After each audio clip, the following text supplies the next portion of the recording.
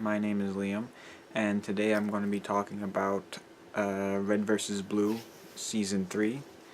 Uh, there's, there's, there's only going to be spoilers for Season 3 of Red vs. Blue. I might talk about Season 1 too, but I'm not going to talk about any of the future seasons, so this is just focusing on Season 3. Uh, there is a lot going on in Season 3 of Red vs. Blue. This is a much longer season than we got with seasons 1 and 2, and there's just a lot more going on, a lot more story, a lot more things to talk about. Really, I guess the big thing about season 3 is it marks the transition from Halo Combat Evolved into the Halo 2. Using that as the using that game and its engine to tell the story, so to speak. Uh, there's a lot of there's a lot of stuff going on in season 3, and there's a lot of stuff that I liked, that I enjoyed. It of course starts off with them in the teleporter. I think that's early on we get Simmons referring to himself as Simmons 2.0. Again referencing the fact that in season 2 he became a cyborg. I mentioned that I wanted to keep track of that, see how often they actually bring that up going forward. I also wanted to keep track of the locations to the places, because it is mentioned that Sidewinder is its own individual planet.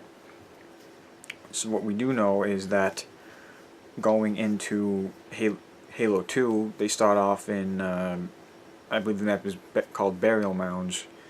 It is the, in Red vs. Blue, it's the Burning Plains. They do travel from the Burning Plains to Zanzibar and to eventually Blood Gulch. They do return to Blood Gulch. So they travel all those places by, Warthog, obviously. So they still don't have Sidewinder, because they were in Sidewinder and they got sent to the Burning Plains. So far that's all staying consistent. But that's not of course even until they get into Halo 2. There's still a lot of stuff while they're still in Halo 1. For example, it starts off with Sarge and Caboose, which I enjoyed. I liked that with the whole teleporter stuff, they were able to give red characters and blue characters a chance to interact a little bit. Like you had Griffin Church interacting, and you had Sarge and Caboose interacting, and I always liked how Caboose calls Sarge Sergeant, or even Red Sergeant sometimes. And the Caboose and Sarge storyline leads into introducing the Grunts, I believe is what they're called. It's just a joke about generic Halo players on Xbox Live, which brings a classic Red vs. Blue quote when talking about when talking about camping. He says it's a legitimate strategy.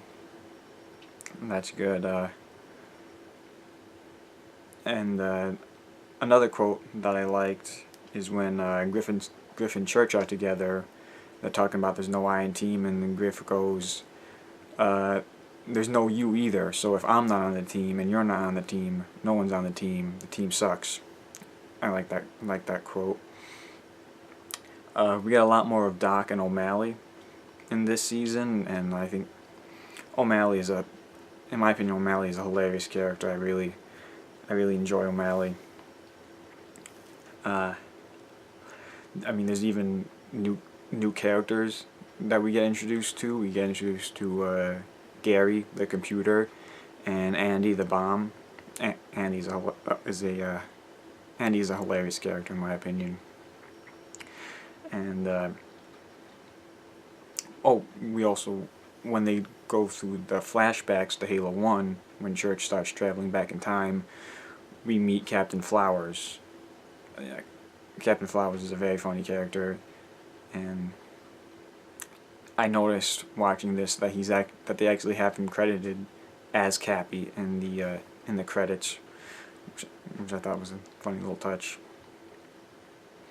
Also noticed at the end they finally start using the elites that are playable multiplayer characters in Halo 2. What else? Obviously, they find a way to use the sword in the story. I like how they're always able to find ways to implement this stuff. You know, like they found a way to implement the Ghost and the Pelican when they were back in Halo 1. It's now all this new stuff, like being able to play as a Covenant elite, and you know, the sword and other weapons. They're able to bring this new stuff into the story in a way that works, in a way that fits. Smaller moments that I really enjoyed. I really enjoyed when Lopez and Doc, Lopez and Doc and O'Malley, they create the army of robots, but they're really slow. And how the way they say charge, I enjoyed that. And with that whole scene, I like how they abandoned how the Sarge and Griffin Simmons, they just abandoned Donut when they're heading back to Blood Gulch. And of course that leads into, you know, getting back to Blood Gulch. It really hasn't been that long. They only left Blood Gulch at the end of Season 2. But it's funny that they wind up back in Blood Gulch. You know, of course, Griff's reaction to that. I did listen to the commentary track, and they only had the characters leave Blood Gulch because they weren't sure if Blood Gulch was even going to be a map in Halo 2, and of course it was.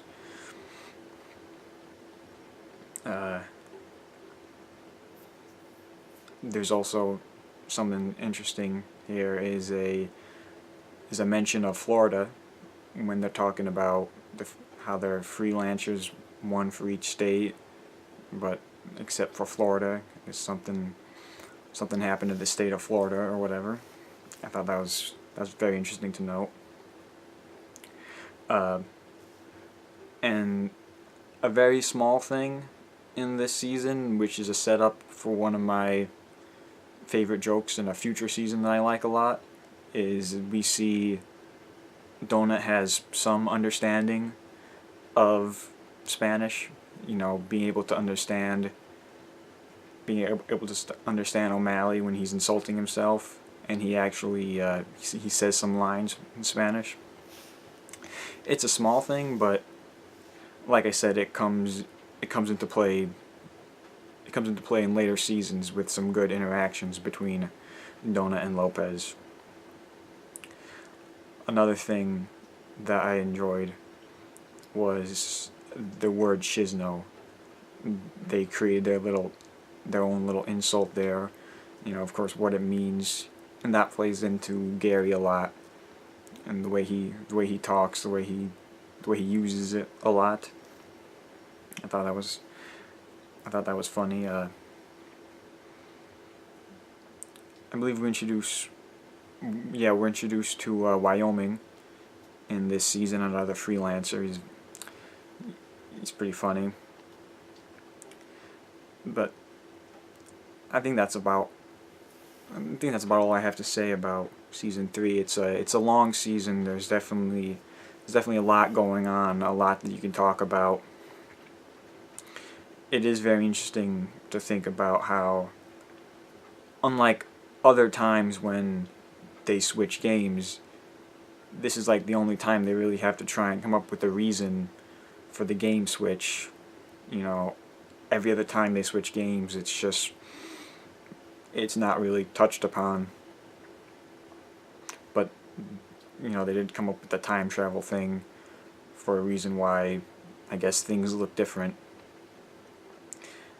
I'm sure they figured out later on that you don't really need to do that. It's just changes in the game. But I I guess that's all I have to say about that. And I'll see you next time.